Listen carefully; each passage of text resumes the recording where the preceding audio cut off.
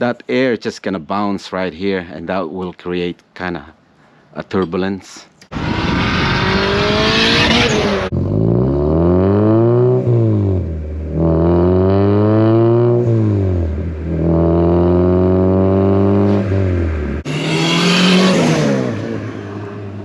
Hello everyone, welcome back to the channel.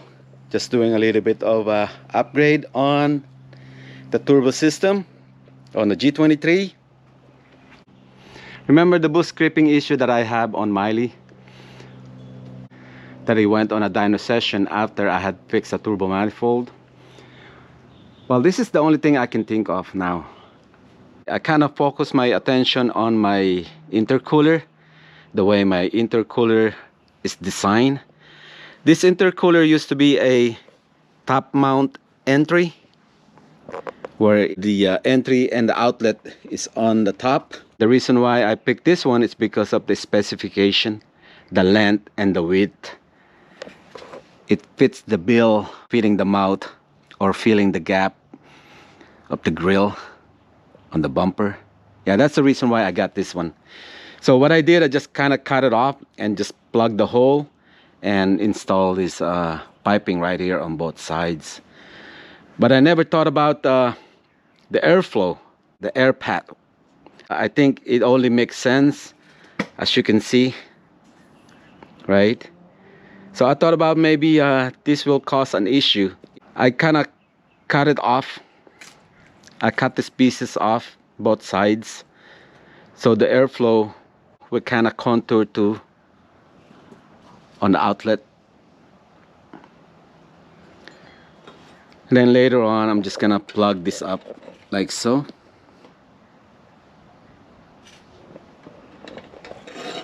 Yeah, with this on it, I think it just kind of makes sense. It's kind of a long shot, but regardless, I think it will make a difference, since the airflow, you know, once it's enter through here, then it catches on this side. Now that I cut this off and if I plug this up, I think it will help tremendously for the air to exit out rather than bounce around in there. But after I get done with this, my dilemma now, since this thing is shaped like that, right? It fitted on to here. Now that I cut that piece right there, now I will have a gap on both sides right here. And what I'm thinking of doing right after I plug that up, I'm gonna weld an aluminum piece like so. So this will cover that gap.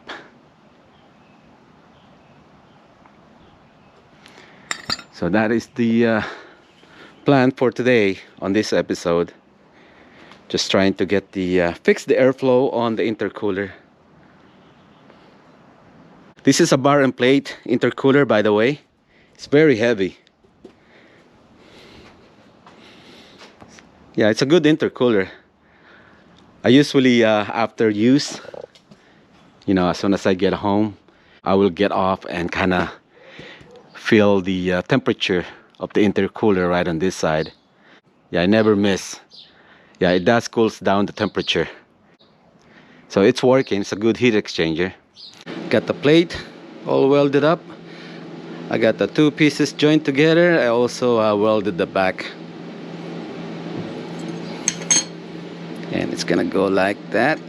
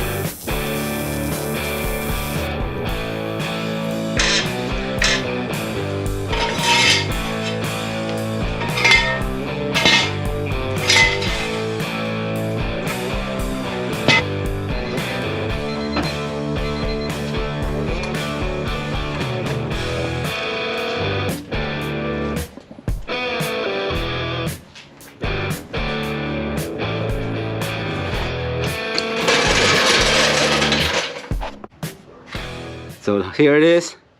Got it all installed, all secured. Just a reminder, the weld on this one is not really good on your eyesight. This is way back on my infancy as far as like welding is concerned. Yeah, 3 years ago, I said, you know what, let me try aluminum, and that's what I did. But here's the after. I have fixed the corner. Yeah, I think my beads is I got progress. Anyway, 3 years ago when I was using this, I also have a boost creeping issue. But as far as the corner is concerned, like fixing the airflow and all that, it didn't really register in my head. Not until for the second time around, now that I'm using this again, and I kind of ran out of ideas. Remember, I fixed the wastegate issue, so I said, I gotta find on something else that's causing that boost creep issue.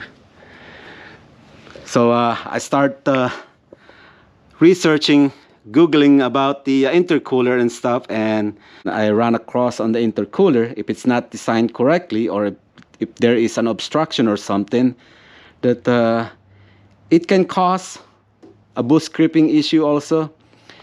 But for the looks of it, as you can see, when it was straight out, the old configuration, I mean, yeah, the airflow, it's got to be bouncing around in there somewhere.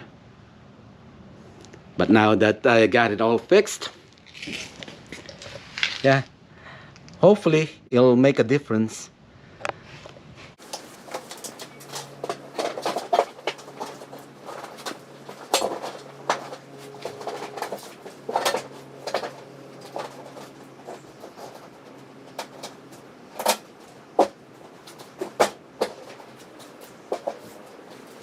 Let's check the gap. Turned out to be not bad.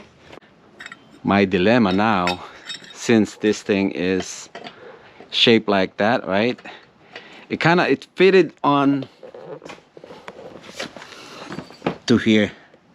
So now that I cut that piece right there, now I will have a gap on both sides right here.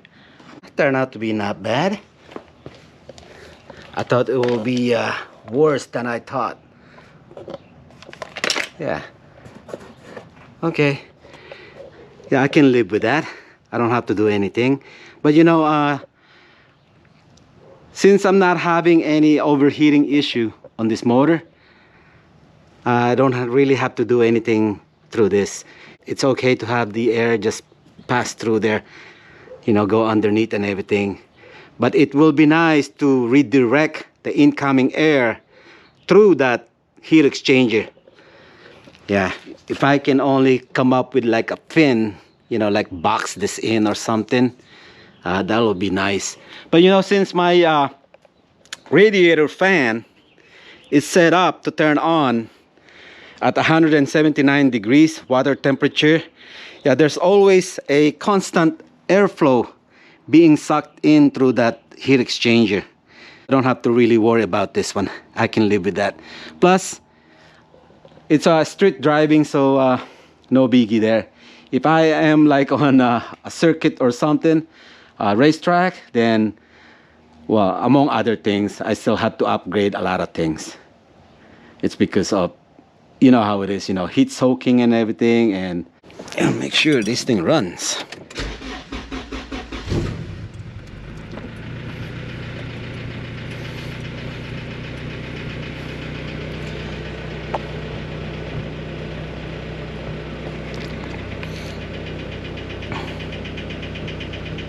That is nasty, man.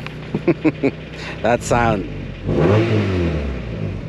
You know, I have made a lot of changes, an upgrade on this motor, and having the old tune. Yeah, I was wondering if I made any difference on this one. To name, remember the ATI damper, then the coil on plug system that I have, and then the third one is this one right here. I think this will make a lot of difference by doing that, by doing what I did. So maybe it's another time for a retune session. Man, I don't know if this block can handle it some more, man, but I want the power to stay where it's at. Yeah, but we'll see, man. I sure hate to say bye-bye on this block, man. This is not the right way, by the way, of turbocharging a motor. You might get lucky, you may not, but I'm just doing this just for the purpose of how much or how long that engine block will last. But so far, no issue yet. So for some that are thinking about doing this, try not to be power hungry. And this is where I close out this episode. Thank you all for watching. Thanks to my OG and my new subscribers. For the new subscribers, there's plenty of episodes for you to see. All it really needs is your precious time. This is where I end it. Aloha, and thank you all.